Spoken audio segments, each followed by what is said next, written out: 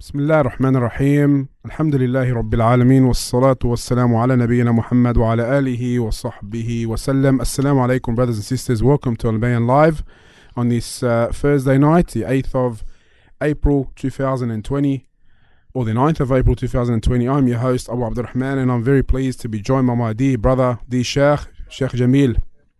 Assalamu alaikum wa rahmatullahi wa barakatuh. Assalamu rahmatullah. Welcome once again. Allah yabarik feek. Jazakallah khair. Always happy to be here. Honor again. Oh, Jazakallah khair. Wallah, yani it's an honor for myself, and it's a privilege to be able to be back here in Albayan studios to speak to our beloved Sheikh Abu Abdurrahman and to those listening, whether on the app or the radio. Yes, it is our honor and our privilege. Allah yabarik feek. Jazakallah khair. Welcome to all our viewers on Facebook and listening on Albayan Radio, wherever you may be. Today we have an interesting topic, but before we get there, are you drinking tea or coffee? Oh, I'm drinking tea. MashaAllah, the brothers always get coffee, and I specifically said that I'm not a coffee drinker, I'm a tea drinker. So Alhamdulillah, today they went to our brother Brother Bashar at 1822, and they got the Alhamdulillah, the one in Punch Bowl. On the boulevard. On the boulevard, yes. Boulevard, and we got the tea, and I got some biscuits, but I won't be munching on that now. I'll leave that until after the program, inshallah. So why no coffee? I'm not sure. I'm not a coffee. I've never been a coffee drinker. I've never liked the taste. This is a funny story. My wife always says that you look like a coffee drinker. So we go to cafes and we sit there. I get an OJ. I get an orange juice. She'll get a coffee. I don't do coffees. Allah. Alhamdulillah. I do. I've drinking one coffee in Lebanon. I've gone to Newtown Coffee. Brother Bilal Daya, he's in Lebanon. He's opened up a coffee shop in Tripoli called Newtown Coffee. I've gone there and it's beautiful coffee, but that's the only coffee that I drink. Why Newtown Coffee? I don't know. You got to ask him. You've got to ask him why he's chosen the name. But it's a nice coffee. For me, it's a nice coffee. Yeah, maybe Newtown has got like restaurants and cafes everywhere on whatever that street is called. Well, I don't know. But in Lebanon, it's known, mashallah, and that's the coffee that I drink. In here, in Australia, my mum knows, my dad knows, my family knows it's tea. Alhamdulillah. Alhamdulillah, alhamdulillah. Now, we have an interesting topic tonight and a very nice title due to the circumstances we are facing. Staying close with social distancing. Why this topic, Sheikh Jamil, which you chose? Honestly, what I've seen happening to the way we live our life, it's changing. You know, 100%. And I think we're starting to realize how much, human beings in general interact with one another. Being home, we're realizing that, we do have this, I think it's an innate nature in human beings to actually want to speak to one another, to want to communicate with one another. So being alone at home, I think many are having social networking or social communication withdrawals. They're like, what's happening to me? And so I think I wanted to open up the topic of how do we do it while these laws are in place, while we're supposed to be socially, distancing ourselves from others, but how do we still keep in contact with one another as well, which is very important. It is quite interesting because even regarding what you can do and what you can't do, there's a lot of like he say, she said. Oh yeah, not many people know what's actually happening. Oh yeah, definitely, and it's different between states. So you got the Prime Minister comes out and says something, then the New South Wales Premier says something, then the Victorian Premier comes out and says something. So there are a lot of rules, coming, and especially with us Muslims, we're very social people. Yes. And then we have now Ramadan coming up. Jum'ah's already been taken away from us. The prayer in the masajid. Then Ramadan's coming up. We have after Ramadan we have Eid. All of this has been impacted. So how do we as Muslims, deal with it on a more of a personal, level with family and friends? It is quite hard, especially not seeing, grandparents not being able to see their grandchildren, for example. Now video calls have become like a daily occurrence. Yeah, of course. Because from what I understood, and whoever can correct us, feel free to do so on our Facebook page there. Direct children can see their parents, but grandchildren can't. Yeah, that's it. So, for instance, I do that. I visit my mother and father when I can, and that's every day, every second day, and I try to do that. Yes. But my wife can't, and my children can't. That's the understanding of the law. So direct children, yes. No grandchildren, no daughter-in-laws, son-in-laws, unless there is an absolute need. So it's extremely difficult, especially being part of a family that is always trying to be together and always visiting one another. It becomes very, very, problematic, and it gets emotional sometimes, especially when the mother or the father asks to see your children, and it's like, honestly, it's surreal. It's not a feeling that we've ever had before, and it's tough to get around, but. This is why I think we're opening up the topic. We want the brothers and sisters to get involved and start to share their ideas, I think, on how are they doing it? How is it happening in their household? How are they keeping that close relationship with those that they love and friends and family and even work colleagues? Just a few days ago, my wife wanted to see her parents. Subhanallah al-Azim, and I put the children in the van and off we went. And I'm thinking, this is crazy. You can't even, you can't go down and see your in-laws, and the grandchildren can't see their grandparents. So I dropped off my wife and I went for a drive with the kids, just waiting for my wife to visit her parents. And it's these little things that we take for granted. Absolutely, normal things that you'd never think. This privilege, this beautiful thing of just visiting your relatives will be taken away from you, and it'll hit you. It'll be a test. Yes, we know it's for a reason, and for what the government has said and the medical professionals. We're going to enter if it's valid or not valid or other people's opinions. It's a rule now. We just have to try to adapt to it. But sometimes we take for granted these blessings. Not sometimes.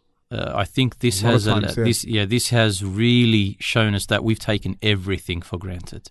Everything, from everything that we used to think about that. I might be taking this for granted, meaning the luxuries of life in general. But then when they took away, things we haven't even thought about. In Australia, your parents in Australia, if you're lucky to have them close by, especially those who are living close to their family, that wasn't even something we thought about. Yeah. To prove that a person living only 5-10 minutes drive from their parents will see them maybe once a week, twice a week. But now they can't even do that. It's very difficult. Going there with your kids was something that, we can do that. We think about it. But now you can't even do that. And so now you're realizing, hang on, these simple things in my life that I really didn't think about have been taken away. For how long? We don't know. It's really, really tough. And that's why I think the topic, is important to remind ourselves is that just because the law is there, that we're not allowed to be physically present with these people and the people that we love, how do we go about keeping that relationship, strong? That's the golden question. Before we continue, Brother Hamza gives his salam. Assalamu alaikum. Wa alaikum assalam wa rahmatullahi wa barakatuh. Please keep your feedback, comments, suggestions coming in. Any advice you may have, how to remain close in a time period where social distancing and all these restrictions are upon us. Leave it there on the Facebook page on Albayan Radio, and we'll try to mention your feedback, or you have a question for Sheikh Jamil, let us know as well. Okay, we've mentioned some of the problem, the issue, the restrictions, the social distancing. Where do we start with the solution? Wallahi, first and foremost, I think we need to start from the tip of the pyramid. Who do we need to get close to? First and foremost. So we were talking about keeping that close relationship during these social distancing. But I wanted to start off, honestly, with Allah subhanahu wa ta'ala. Being home and having these conditions putting on us, yes, with our loved ones, parents and relatives and brothers and sisters, but the first one that was taken away was actually the masajid, yes. The places of worship for many of us.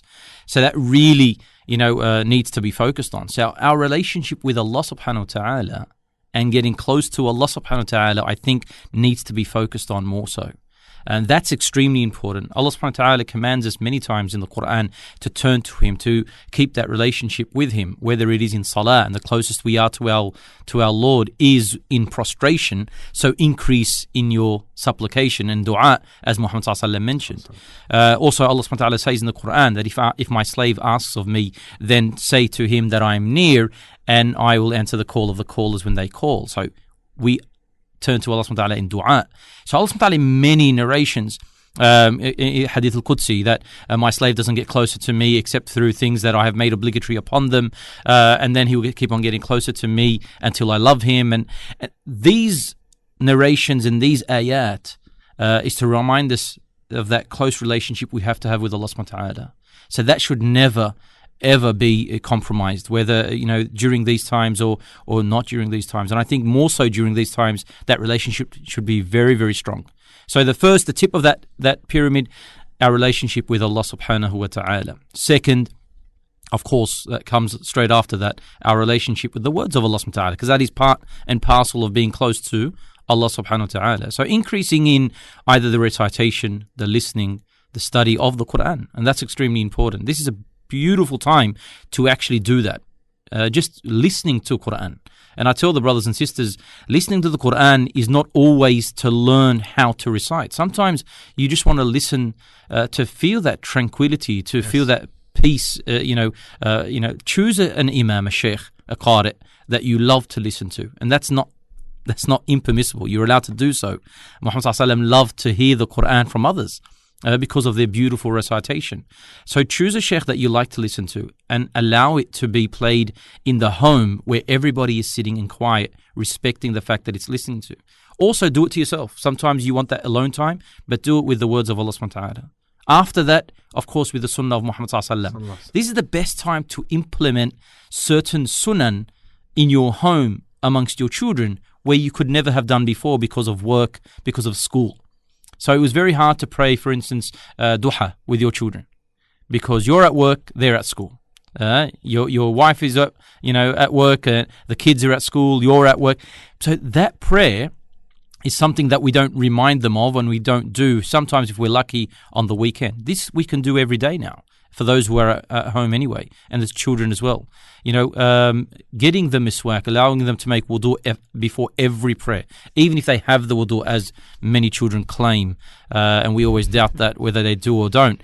But making them do wudu again and again, and perfecting their salah, and sitting with them and studying parts of the seerah of Muhammad sallallahu alaihi wasallam, that is something that we need to have. After all of that, this is the religious side. So Allah subhanahu wa ta'ala, the Quran, Muhammad sallallahu alaihi wasallam, sunnah. Then it needs to be with yourself and your family, immediate family. And people might say, well, I see them enough. They're in my face 24/7 now. When we're talking about being close to someone, we're not talking about the physical closeness. Yes. Because if we were talking about the physical closeness, then the social distancing issue would have been a problem for us. We're talking about being closeness to someone in showing them that compassion, showing that closeness through things that we do in amongst the house. How many brothers and sisters are in the same house, but they're very distant?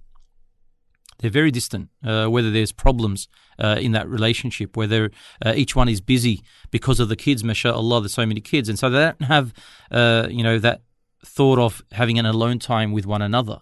And sometimes it's lost between, the striving and struggling to keep the kids, occupied.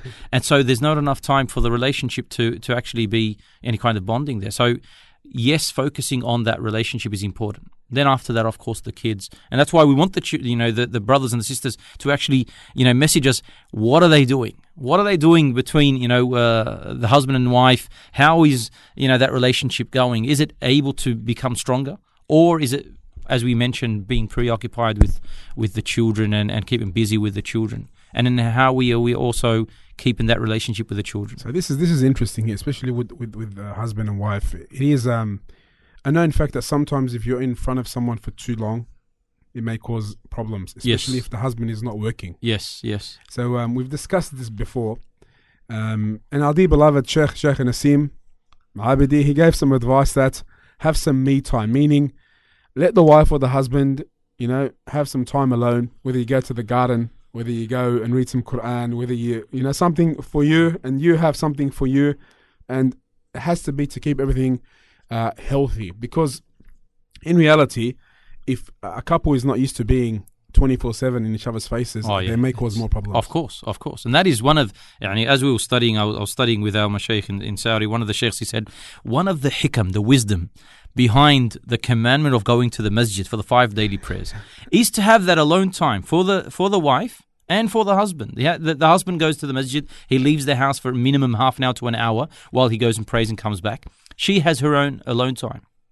On a lighter side, when you notice that your spouse, whether the husband or the wife today, especially during these lockdown periods, spending way too much time in the bathroom, then you know that isn't an actual silent scream for help.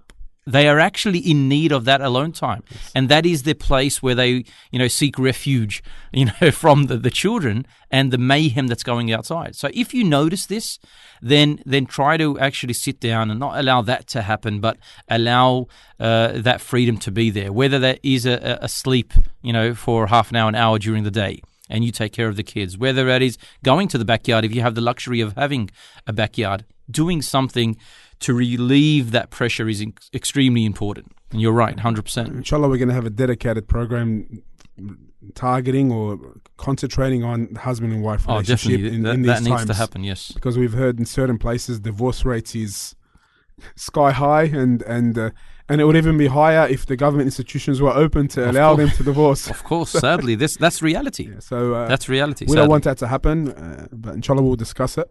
Now let's move on to the children. Maintaining the relationship with the children. What is some advice for that? Apart, they're homeschooled now. The holiday started officially for most today because tomorrow's a public holiday. Yep. What's some advice for them? Well, the first thing that I think many of us fell into the first few days, if not the first week or two, is that this is a shock. And so, when we are shocked, usually we rush a decision, or we are very slow to make a decision. And so what happens is that many of us took the easy way out. So all of a sudden the TV, iPads, notes, games, consoles, technology in general was basically the go-to for all parents most of the day. And so that was a lot easier. Take the electronic device, go to your room, go to the lounge room, and then alhamdulillah, that went well. Well, it went well because you didn't see them, you didn't speak to them, you fed them. You didn't even have to change clothes. You fed them. Now they're tired. They're going back to sleep. So you didn't even see them, even though they're in the same house. You didn't speak to them, even though they're under the same roof. And this is probably acceptable for the first couple of days because of the shock, I think, with most parents. But this is not something that should continue. This is not something that a parent should allow to continue. It's not good. It's not healthy. Not healthy for a relationship between them and Allah subhanahu wa ta'ala, not healthy for the relationship between you and them, and it's not healthy for them and their bodies and their mental state. And so yes, it could be acceptable for the first few days, but I think now most parents should have had a program placed to try to abide by and a schedule to keep them occupied in a more beneficial way. But we're talking about getting close to them. Yeah. So how do I do that? So the other things we should have been doing or trying to do, whether it's the homeschooling, we spoke about that. So how do I get close to them? Very simply, children need to be heard. And that, I think, if you speak to any person who deals with children, they'll tell you that the number one thing that a child needs is to be heard. It becomes very difficult when that child can't articulate exactly what they want to say. And especially the younger they are, the harder it is. So now that they're in your face and under the same roof for a longer period of time, so their strange questions continue, and they're more in number. The questions about things that you might not be able to answer or too difficult to answer.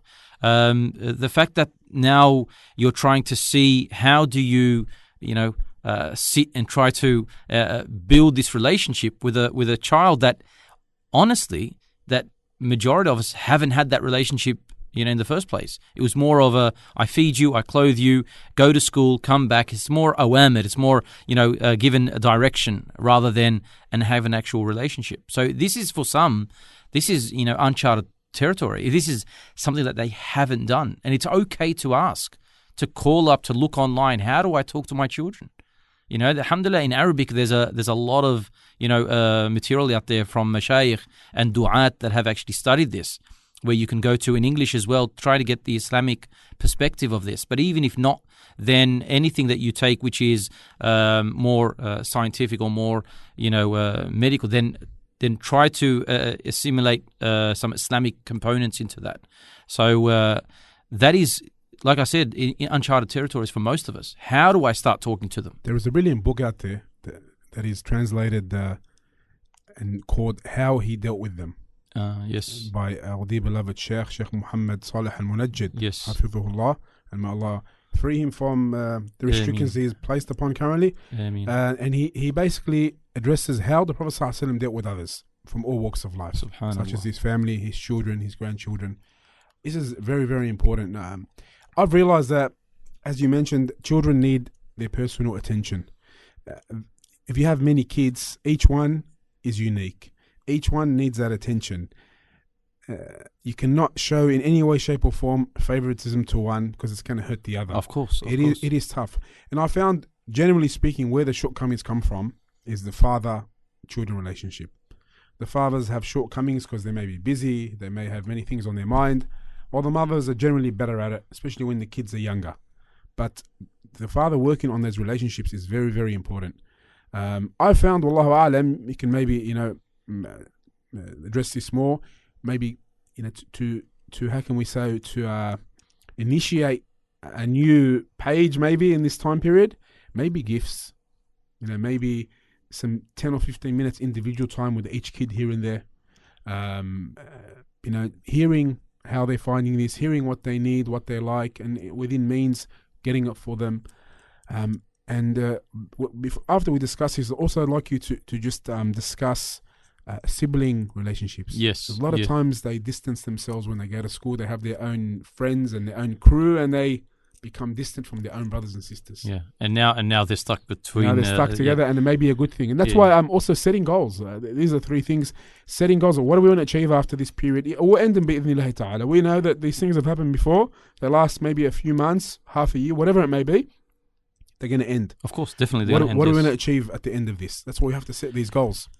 I think what you touched on before concerning the relationship between the father and the children is extremely important.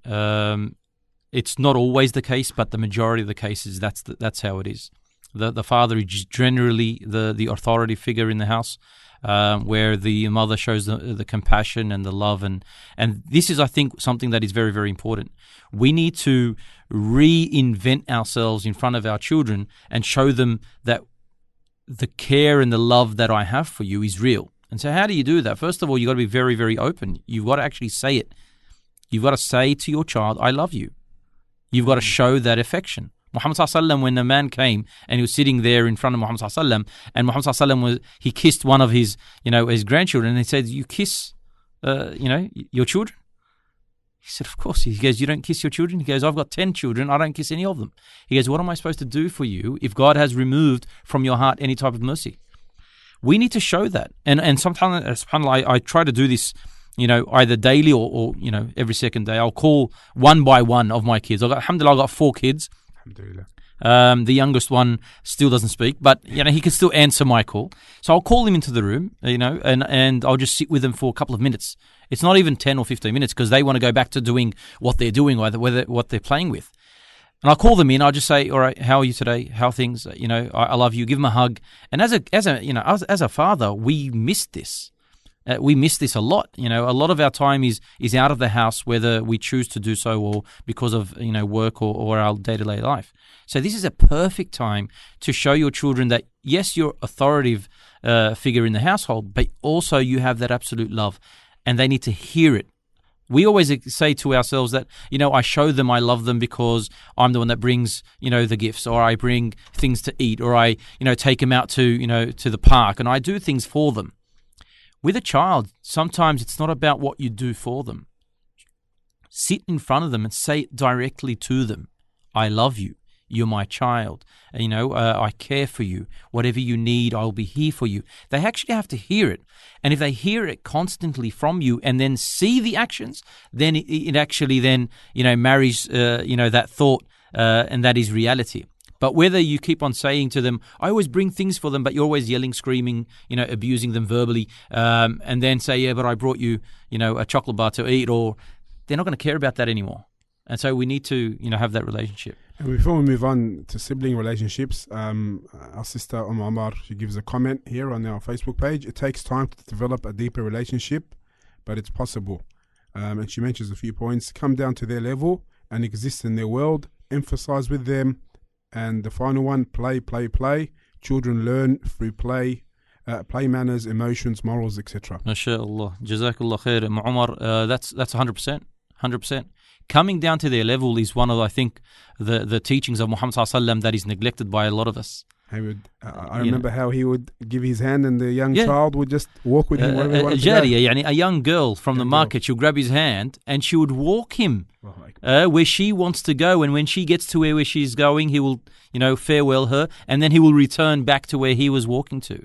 The story of Umair and his bird, the story of his grandchildren, the story of Hussein in the prayer. Yeah, so all of these is him going down to their level, speaking to them at their level, and what she said about play, 100%. You see us today, like we read the report about the Prophet ﷺ, with his grandchildren, how he would extend his sujood because they were playing on his back. Yeah. Today we grab the kid and we and bring him across and throw him across the room. It's and I don't know. Look, we try to with good intention. We try to show them the importance of salah. And salah is important. That means you leave me alone while I'm praying, steer away from me. But this is not what Muhammad sallallahu alaihi wasallam did. He allowed them to love the action of being around those who were praying in such a way that they were so free that they would actually play, in and amongst the musallin, because knowing at that age that they weren't held responsible. But Muhammad sallallahu alaihi wasallam, what he instilled in them is the love of being around people who pray. Now, you can see sometimes in a household that when the father starts praying or the mother starts praying, the whole house is quiet. And the reason why is because somebody's praying. It's not about being quiet. Yes, of course, if there's munkar in the house, that should stop. The respect of prayer should be there. But I'm talking about the younger children. The younger children should be free to start praying with you, and then they walk away, or they start prostrating before you do, or they jump on your back while you're prostrating. And all of this is part of them growing and seeing the acts of worship. And, may Allah subhanahu wa ta'ala reward Sister Umar 100%. That is something, and it does take time. And this is why many people fail. Because, first of all, they don't start because they know it takes time. Or they start and they say, it's taken too long, and they stop. But to give tarbiyah to a child, to allow it to be passed on to them, for them to actually then take it and pass it on to others, it takes years.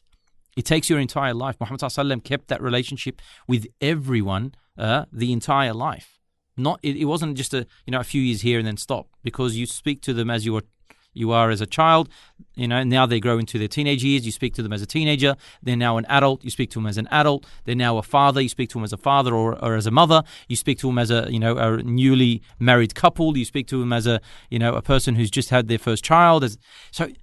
Muhammad sallallahu alaihi wasallam stayed with his family, stayed with his children throughout their entire life, giving them the attention that they need. Muhammad sallallahu alaihi wasallam used to visit Fatima regularly, if not every day. He would visit her just to check up on her.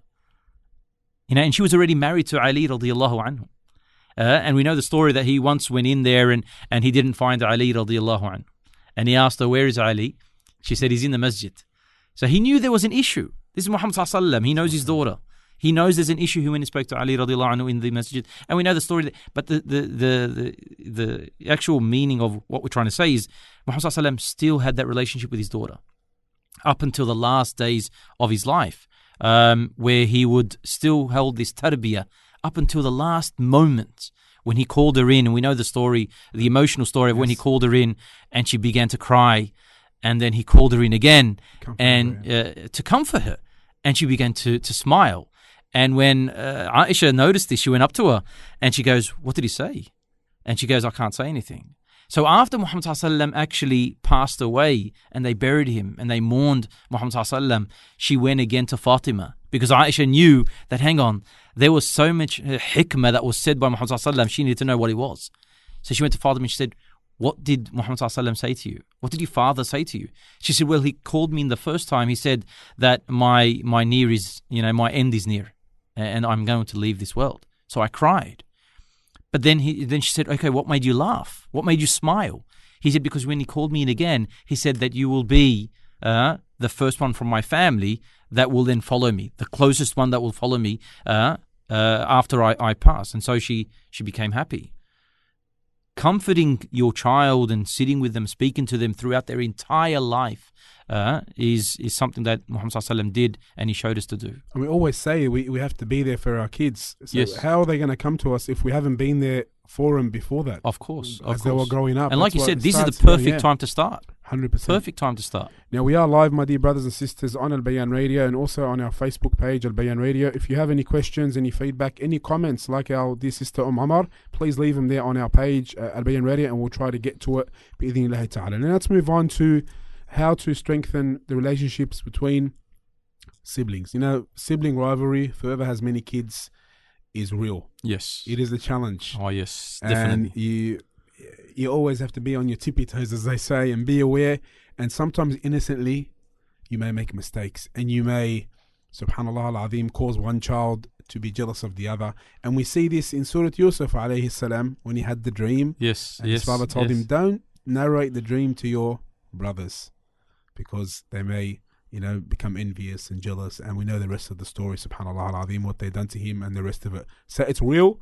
How do we deal with it, and how do we strengthen the relationship of brothers and sisters, sisters and sisters, brothers and brothers, especially since sometimes they become distant when they go to school, form their own friends as they grow older, especially?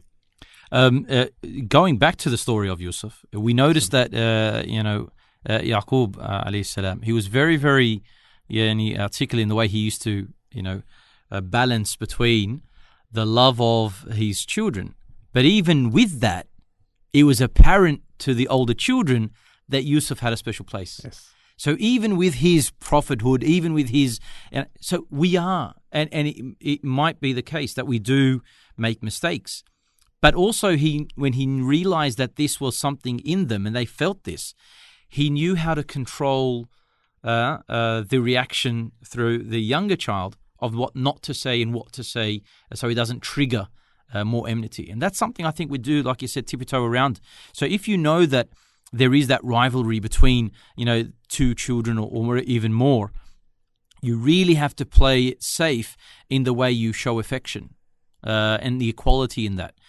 Gifting and the equality in that, even if it's simple gifting. For instance, if you buy for the younger child because you found in the shopping center a favorite chocolate that they eat, but you didn't find for the other person, the other child, what they love. So you go, look, I'm just going to get it anyway. So you give the first or the second child or the last child, you give that chocolate and you say, look, I didn't find your one. That doesn't cross by them. It's not accepted. You need to go out of your way to either not get it, and it's safer not to, or get them all something that they will enjoy or something that they'll eat. You've got to be very, very equal in the way you show that affection. It doesn't mean that it needs to be the same type of affection.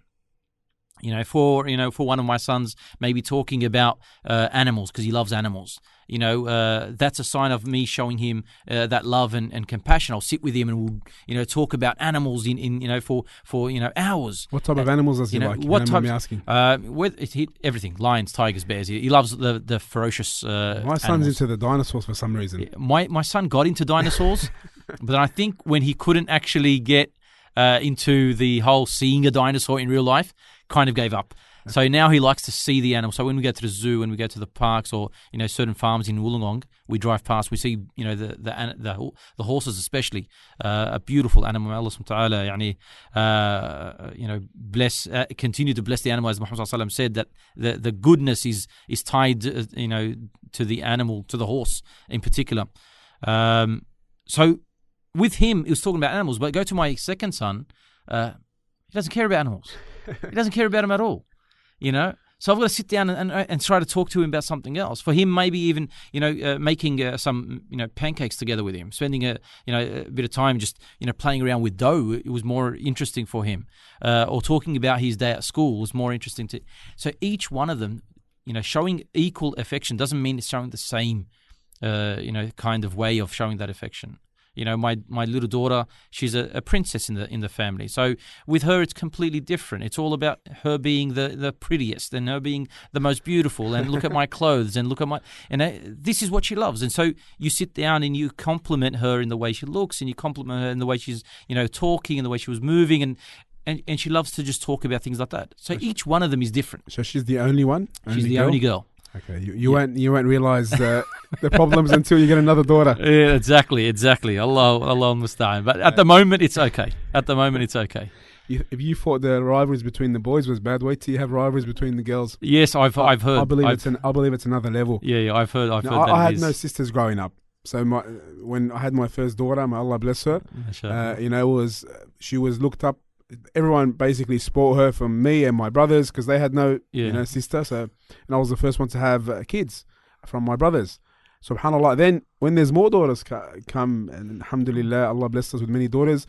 It is you got to be more careful, and the girls are way more sensitive. So especially when dealing with the young girls, the young ladies, when you have more than one princess, it becomes a bit of an issue. That's it. So you have to know how to deal with them as well. And they are all different. They're unique in their own way as well. Of course. But I really want to concentrate on how we can strengthen not only our relationships as fathers and parents with our children, but their relationships together. I found something sometimes I may do with them is try to get the elder child to do something with them where they're responsible over them. Whether it be, a lot of the girls, not all of them, I found they like to be teachers. Yes. So say, come here. You want to be a teacher? Okay. Here's your sister teacher. And they get the board and they sit there and of course. They start copying their teachers. That's why to our brothers and sisters who are teachers out there, you don't know how important your role is and how important a role model you are. These kids are looking up to you. So make sure whatever you are doing is pleasing to Allah subhanahu wa ta'ala. Definitely, 100%. Because their role, like I've seen with my children, they emulate their teachers in many, many ways. Sometimes the good and the bad as well. And that's why our role as educators has to be always there because, teachers are humans. They're going to do good and they're going to do bad. Of course. So what other advice do we have to strengthen the siblings' relationship? I would, like you said, get them to be together. How is basically physically being together. A lot of the siblings at the moment will say, look, we're playing together. All right, what are you playing? You're playing a computer game. One person, versus another person, whether it's FIFA soccer, whether they're playing, it's one type, but it's not something that will bring them together. So I actually force them to go downstairs, go down to the, backyard and play there. Then I watch them and I notice that as soon as they're away from technology, they actually start to think together on how to be, or to how to have fun.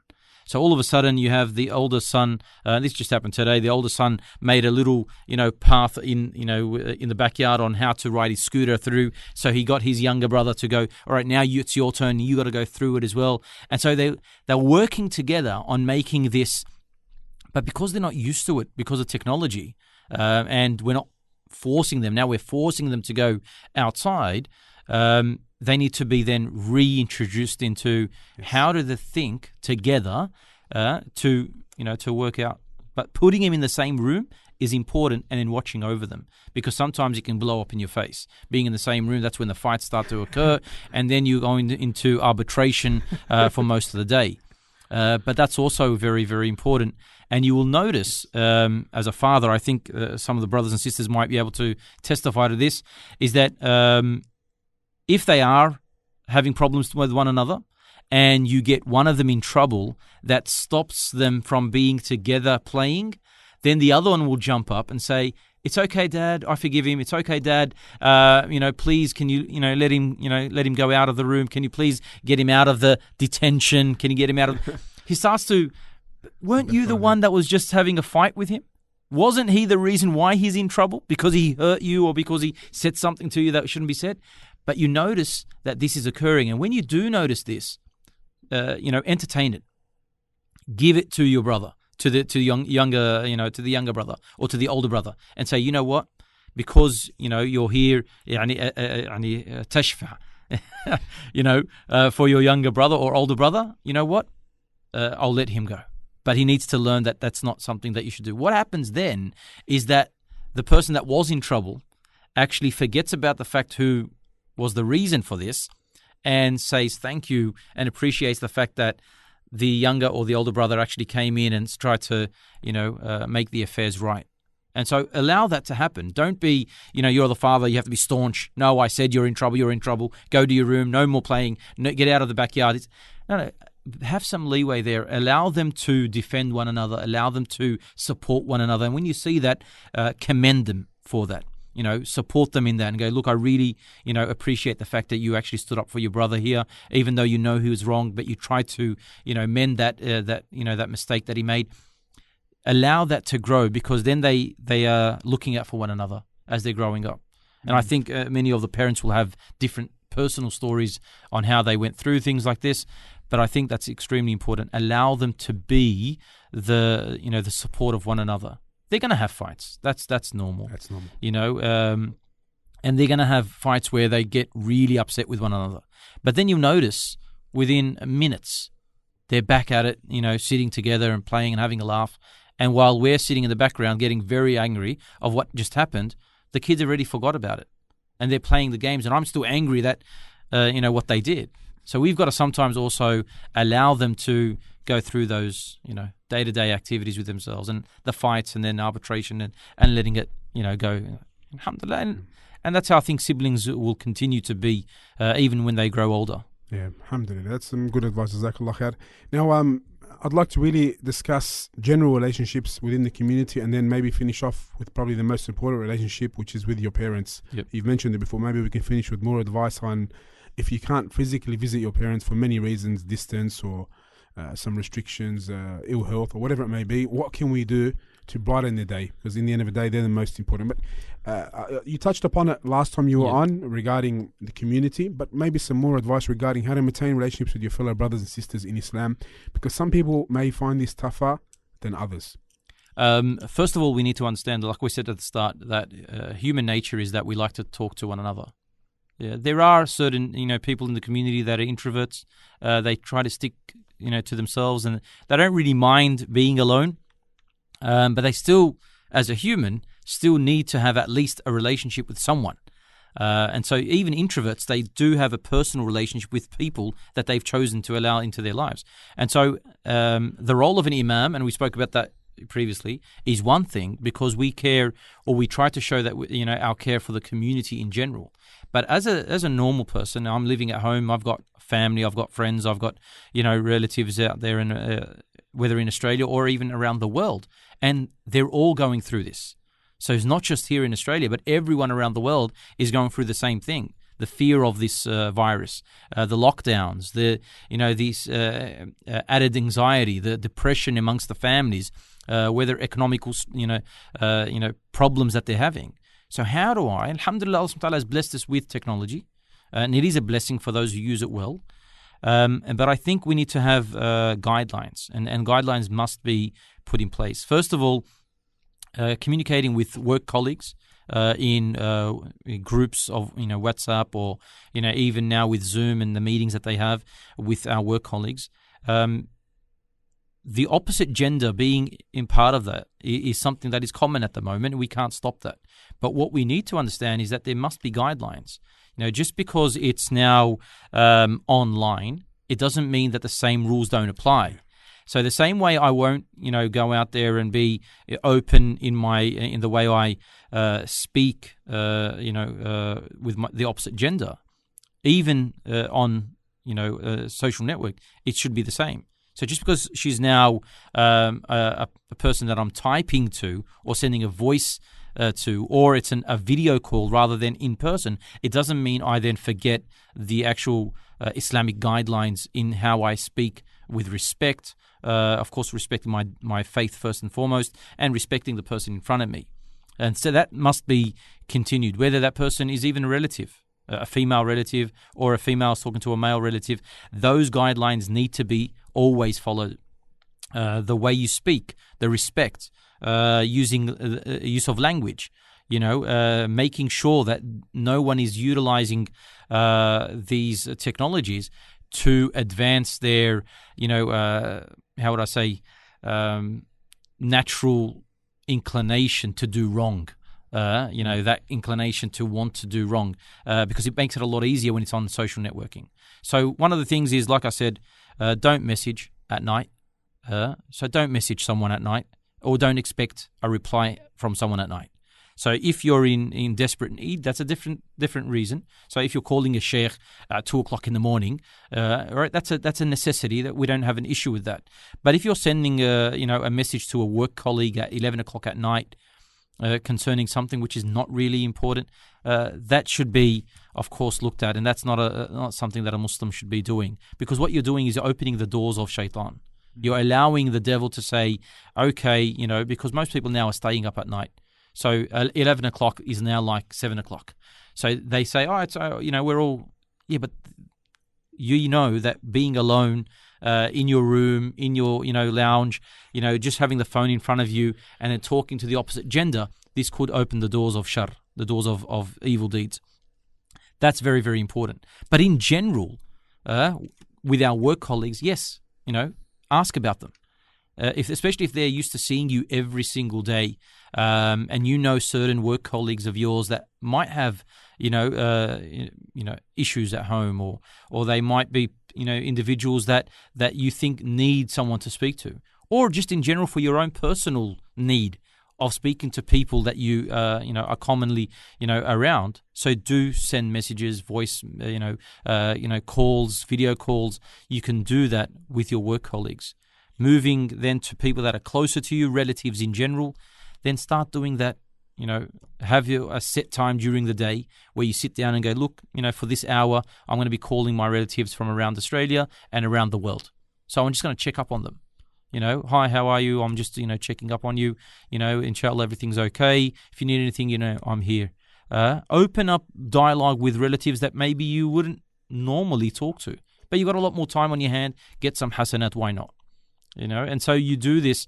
This is also classified as being part of your birr to your parents if you're doing it to relatives that are close to them, or friends of theirs. For instance, if your father has a friend who's an older man, of course, because your father would be at the same age. So you call that person and you say, Assalamu alaikum, I'm so-and-so, the son of so-and-so. Just wanted to call up and see how you are. The first thing that they will say, and guaranteed, after saying Jazakallah khair, I'm well, they will say, may Allah subhanahu wa ta'ala have mercy upon your father if your father's passed, or may Allah subhanahu wa ta'ala, protect your father, what a beautiful person you are. This is something the Prophet ﷺ used to do with the friends of Khadija even after she passed away. Yes.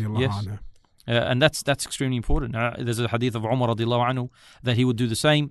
Ibn Umar did the same with his father. So this is a part of the sunnah. This is part of the sunnah. So he would send Khadija's friends radiallahu anha pieces of meat after an animal has been slaughtered as a gift. So subhanAllah, that's amazing. So think about them, and it's very important. And like you said, that would make dua for them. Of course. And that's part of the birr. That's part of being, righteous towards your parents. And this is at these times especially. Many of the elders, yes, they have their own children, but getting a phone call from someone that is not their child, it really does, take them back and shows them that, hang on, there are people that actually think about me. And that's very, very important for their own selves, but also for yourself as well, to show that good. And the hasanat that you'll get, you'll notice this in your day-to-day life. Your day-to-day life becomes a lot more, fruitful when you have a lot of people that are outside your family making dua for you for simple tasks like that. Especially close relatives. I feel that we've sometimes become distant from our own brothers and sisters, blood brothers and sisters, and our uncles and aunties. Yes, everybody's busy in their day-to-day life, but now I think gives us, an opportunity to not utilize that excuse that, I'm busy. Well, now, except for imams. Look, I give imams, people on the front line, doctors, nurses, people that are, out there in the community at the moment. Okay, they still got an excuse. But a lot of the brothers and the sisters now don't have that excuse. They have a bit more time on their hand to actually think about who should they call. And even if it's not calling them, even sending them a message, a text message, or a WhatsApp message, or a voice, getting in contact with those in your family is extremely important.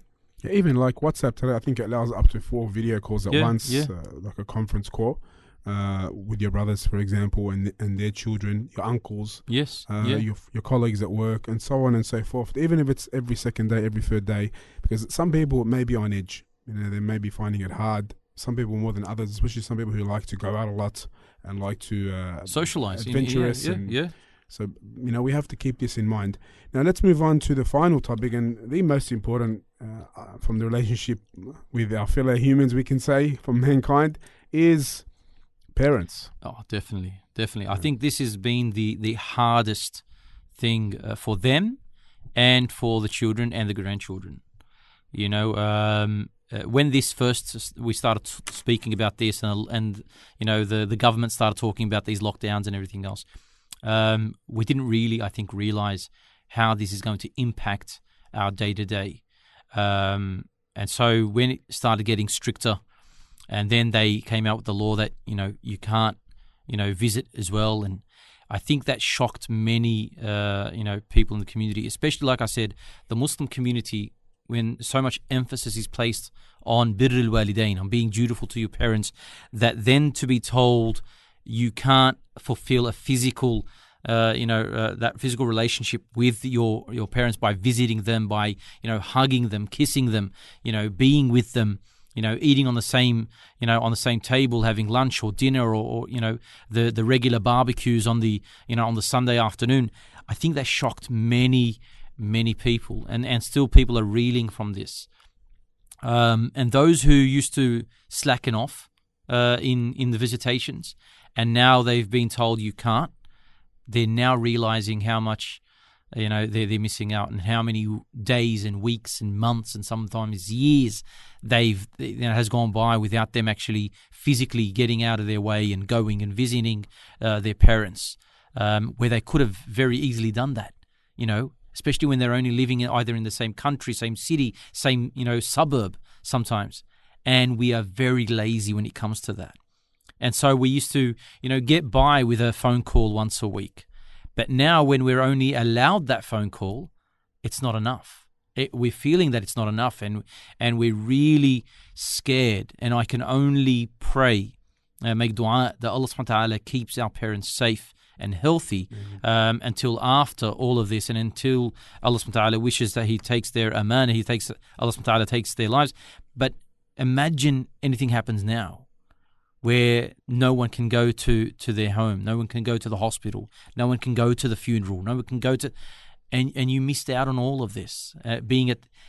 Like I said, it's something that we don't want to think about. And so how do we rectify that? We're stuck at home. How do we rectify that? Well, according to the law, as of today, what I understand, so please don't hold me to this, but what I understand of the law today is that the immediate children are allowed to visit, but not all at the same time. Meaning, I can visit my mother and father today, this afternoon, and then tonight my brother can visit, then tomorrow morning my sister can visit, and so on and so forth. So that's there, still available. Which is quite a test, because most of the time the brothers visit all at once, and the sisters. That's the whole purpose. My dad lives here together. in Lakemba, and he's got a little 2-bedroom house, and we visit by chance and coincidence at least 2 or 3 brothers and sisters at the same time. So you can imagine the mayhem and the noise and the family getting to. That's disappeared, and that for the past 3 weeks that hasn't happened. So that is something that we still have to do. So utilize that. You're allowed to at the moment. So if you can get there every day, do it. If you can get there every second day, do it. If you can visit in the morning and in the afternoon, do it. They're allowed to see you, taking all precaution.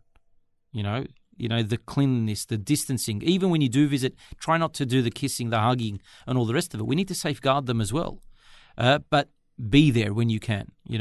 I think after speaking to my mother, the most important thing for her is for her making food for the family. It gives them a sense of of belonging, of someone is in need. They look forward to it. Yeah. They look forward to And so, subhanAllah, even yesterday, anyone who knows shaybiyat, I love shaybiyat, which is a beautiful pastry.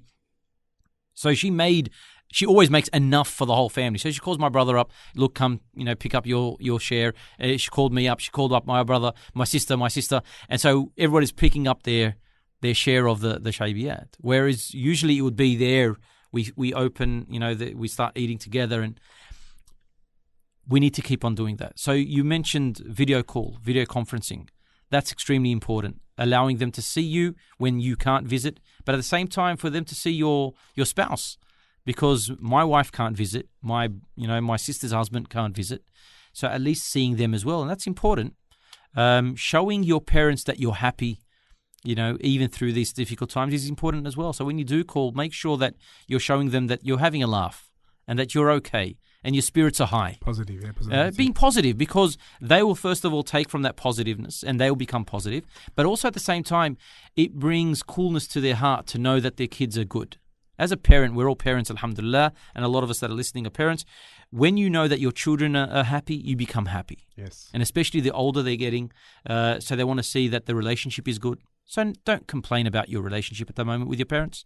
It's not the time for it. Speak to someone else, speak to your sibling, speak to a counselor.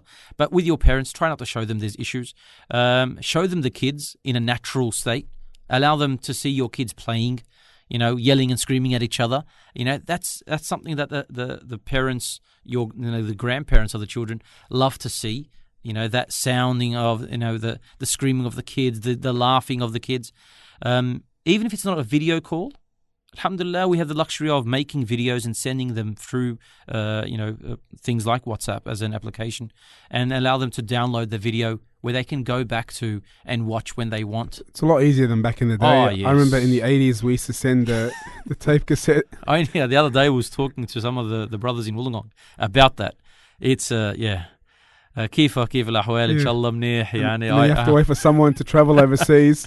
In those Australian Post with envelopes that everyone used to use, the same the one with the blue and red. Yeah, had plenty of. Yeah. And you record and you send it overseas. And every year is the same. Every time is the same. Now it's a lot easier now. Alhamdulillah. It is a blessing. Wallah, we're living at a time of blessing, but we need to utilize that blessing and not turn it into a reason of the wrath of Allah subhanahu wa ta'ala being upon us. So alhamdulillah, through this I'm getting hasanat because of birrul walidain. I'm getting the dua of my mother and father. I'm getting a lot of that. What we need to focus on as well is that many of our brothers and sisters will do all of the things that we've already spoken about. They've already done that, but with the mother. But when it comes to the father, it's not as much, because of what we spoke about at the start with how we are with our children and that relationship with the father. And so we need to put extra effort in trying to do the same thing with the father, even if it is telling mum, look, when's dad's going to be, sitting down comfortable, not falling asleep on the couch and, not, busy with something else. Tell me when he's free and he's sitting next to you, we want to call as a family. Make an effort to tell your mother, because even showing your mother that you care about your father, that you really want your father to be there and you really want to speak to your father, actually makes her very, very happy. I don't know if you get it, but it's always like, speak to your father, call up your father. Have you spoken to your father today? It's always the mothers reminding the children, because they understand that the kids are more inclined to speak to the mother, to visit the mother when she's on her own. The father might be at work or somewhere else, busy in his garden or doing whatever. And the father usually shows that I don't really care about this. But deep down, he's a father. 100%. Like we're fathers. So deep down, it's extremely important to go out of your way to show your father that I'm actually calling you. Sometimes I call my dad and Assalamu alaikum, how are you? I do call him regularly, but he would always assume that I'm calling him to speak to my mum. Look, she's right next to me. Do you want to say? No, I'm calling you. I'm just calling to say salam to you. Oh, okay. How are things? And so, once, twice, three times, they get the picture that, hang on, I'm actually calling you for you. And that's extremely important. One of the students of knowledge asked Sheikh Mukhtar Shankiti, and they said, Sheikh, how many times do we call our parents? Like, what's the regularity? Like, what's the rule behind that? He said, there's no rule. He says, but put yourself in their position. How many times would you like to hear the sound of your, the voice of your child? Put yourself in their position. If it's every day, then call every day. If you think that every second day is okay, then every second day. But make an effort to do so.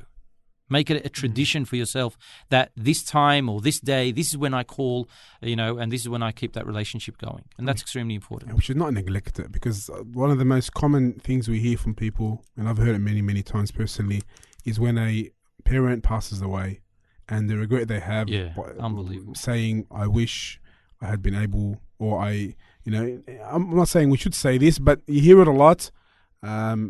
I wish I had spent more time with my father. I wish I answered that call. I wish I called more regularly. I wish I visited more regularly. I wish I'd done this. I wish I'd done that. Now you're alive and your parents are alive. That's a blessing. Allah. Make the most of it.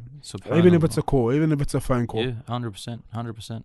Wallahi, yani, we need to remove this idea of I'm busy. When it comes to your parents, there's nothing called I'm busy. You know, there's always a way of getting to them and to speaking to them. There's nothing, and this is the perfect time to get yourself used to it. So when this pandemic passes and this fitna passes, then inshallah it continues and you build that relationship even stronger. You know, we've hit the home stretch. Let's finish off with one advice each regarding something we can do outside the box to keep and maintain our relationships. Tfaddal. Honestly, as I was driving here, subhanAllah, I said to myself, when I was young at school, we had something called pen pals. You know, we had pen pals, and the school would set it up and all the rest of it. But I'm just, you know, I'm saying this, I'm setting this out there to all the charities out there, especially those who are working with orphanages and those who are working with other charities around the world. If they can, especially during these times, but even during, you know, normal, you know, whatever you classify as normal, but during normal days, this pen pal, you know, thing between the Muslim children, you know, here and there. This is a beautiful way of, first of all, perfecting their writing skills, because it should be written, or if it's not written, voice messages between, you know, individuals, getting to know people around the world. That's one thing, subhanAllah, I just thought about. So pen pals is very good. You can do that with your cousins as well. I know there's many families, you know, there's many relatives around. So going back, and instead of just waiting for a phone call, let's go old school and get the children to write letters, and you send them, you know, either drop them off in their post, you can drive there, and don't get out of the car, just, you know, post them, you know, in their letterbox, and then go home, and allow this like to be a fun thing, waiting for that, you know, that letter to come back. The kids will be excited about this, and you'll be surprised that kids get excited about things that were really boring in our days, because they're so used to this technology that anything that is not technology becomes, exciting. So I thought about this whole pen pal thing, and I think, you know, that's really thinking out of the box. That's going back to 1980s. Shows you my age. Do you remember any of your pen pals? I had a one pen pal, I think was from France. You know, a long time ago. This was like I was in year 3 or 4. Would write in French or English? No, in English, and they will send back in English. And it was like I said, it was something interesting. We would wait for it. It would be month to month. You know, you would wait for it, and then you get letters, and, you know, some of them would actually send pictures. This is me. But it all died out. But when you do it Islamically, you're doing this as a charity, yani, you get hasanat for it. Yani, if having a smile in the face of your brother is charity, then sending beautiful words and remembrance and reminding them of Allah subhanahu wa ta'ala and asking about them, of course there's blessing there. But with the parents, I think that, you know, we really should focus on this whole video conferencing thing, using technology to our advantage, allowing them to always call and know that if they call, we'll answer. You know, allow the children to have that relationship with their grandparents as well. Extremely important. Also, you know, simple things of, you know, let's get together as a family and make something for, you know, Tata and Jaddo, make something for grandparents. Yes. So, you know, maybe get the little kids to draw a picture, a poster, you know, some love hearts, I love you, I miss you, and then delivering it to your grandparents. Allow the grandparents to see that, you know, we haven't stopped thinking about them just because we're far away in our, you know, bodies, but, you know, we still have that love and attachment to them. And I think, you know, there's a lot of ideas, and I think some of the brothers and sisters will have their own ideas. There are a lot of ideas to keep in touch with one another. I think just knowing that we need to do it will allow us to actually think of those ways. Showing care and showing affection in many ways, gift giving is very important. Yeah. You know what I found as well? It's become easy as well. Like, even if we're lazy, like, look at Uber today. You can change your delivery on there. Yes. And deliver something to your parents. Yeah. And whatever it may be, whether it be food, and you can deliver a gift to them. Yeah. Anything, you know. Call your mother up, or your father, your grandparents, say, have you cooked today? I say this always. And subhanAllah, and my family knows this. They always have a bit of a laugh about it. But I'm the type that I don't like gifting flowers, chocolates, things like that. I don't do that. I'm very same. I don't do that at all. What I do is I give my mother what she uses constantly. And people have a laugh about this, and I'm saying this, and people, if they know me, they know that, yeah, that's what the sheikh does. I take my mother, I'll call her up and go, you know, what do you need? I know she always uses, you know, certain types of dishwashing liquid. Whenever it's on special, I'll buy some and I'll take it to her. And she goes, oh, why'd you get some? You already got some. But to her, honestly, and I feel this, that this is more important than any flour that I would have got her. Yeah. You know, or she likes certain types of foods, certain types of breads that she eats, or certain. So I get that it's not about that it has to be traditional gifts. That you need to get your mother this gift or that gift. Even on Eid, I don't do it. I don't like the whole gift of flowers and all the rest of it. The rest of the family does. They like that. They enjoy that. I've never done it. I don't like that. And if I ever do it, it's because of my wife. No, it's Ayab. You got to go get your mother something. But I'm the type that I will get something that they were going to use. Whether you're going to eat it, they're going to clean with it, they're going to put it somewhere. But you need to know, your mum or your dad. You know them, and you know what makes them happy. You know what, for instance, if your mother likes coffee from a certain place, go past when you're going there, grab the coffee, and then go there with that coffee and go, look, Mum, instead of making coffee here, you can drink this coffee. If she likes that, you know that she likes that. And do it before they ask. Exactly. That's very important. Exactly. And so I think if we do that, we really do constantly show them. We're always going to regret when it's too late. It doesn't matter what we've done. We're going to regret, but allowing yourself to know that you've done everything that you can do, I think gives you some solace. It allows you to think that, you know what, I did try my best. I did go there when I can. I did do what I can. If you constantly can say that to yourself, then alhamdulillah. But if you can always, you think about the topic and you say, I'm always, I'm not doing enough, then try to do enough. Try to do what you think that is enough, and I think that regret will lessen, inshallah. Jazakallah khair, Sheikh Jamil. As always, it was quite beneficial and a lot of tips we benefited there from. Allah barak fi, jazakallah khair for being with us. I'd like to thank all our brothers and sisters watching online and listening on Albayan Radio. Don't forget to get your Albayan Radio, Wafa Radio from Dar es-Salaam Islamic Bookstore in Lakemba, and also Bukhari House Islamic Bookstore in Auburn. You can use that as a gift. Oh, of course, inshallah. Definitely. Sadaqah Jariyah, one of the best gifts that you can give nowadays. Especially with, for instance, the mothers and the fathers. They're at home. Having the radio, listening to Quran, there's Arabic lessons, there's some English lessons, it's extremely important. And then hearing the adhan, this is something which gives our parents some normality. When they hear the adhan, and alhamdulillah, Albayan, the adhan goes off, precisely. We ask Allah subhanahu wa ta'ala to allow it to continue like that. Yes. So hearing the adhan, they get up and pray. Not only is it sadaqah jariyah, but you're also allowing your parents to have some kind of that connection with Allah subhanahu wa ta'ala in the home. And also we are on the Google App Store and the Apple App Store. You can download the app, and also we upload everything to our podcast channels. Yes. So if you miss out on Albayan Live, it should be up in a few hours. You can share it and benefit from the many live programs we've had, and alhamdulillah, it's been flooding in the last few weeks. Alhamdulillah, this is Albayan Live 10, and we also got Under the Mimbar with our dear brother Noor, and all the live lessons that you hear, you can get them on our podcast channel on Podbean, Apple Podcasts, and also Google Play Stores, and inshallah on YouTube as well on Albayan Radio, and also Vimeo on the ASWJ Australia page. Spread the word. You can find all those contacts on our Facebook page, Albayan Radio. Once again, I'd like to thank Sheikh Jamil for being with us, and all the brothers and sisters for watching and listening. And until the next time, Assalamu alaikum wa rahmatullahi wa barakatuh. Albayan Radio, the voice of Ahl Sunnati wal Jama'ah.